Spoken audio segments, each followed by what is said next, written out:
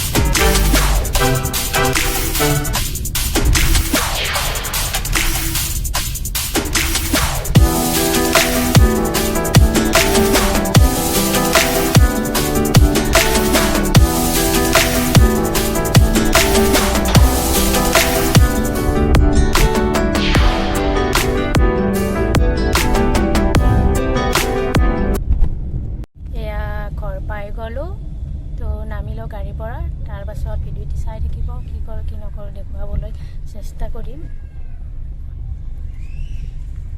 Everyone, এয়া মই ready হৈ ল'লোঁ, মেখেলা চাদৰ পিন্ধি লৈছোঁ। এয়া এতিয়া মই নামঘৰত যাম। নামঘৰত কি চলি আছে বাৰু দেখুৱাম অলপ আপোনালোকক। ভিডিঅ'টি চাই থাকিব। ব'লক তেন্তে নামঘৰলৈ যাওঁ, তাৰপিছত লগ পাই আছোঁ।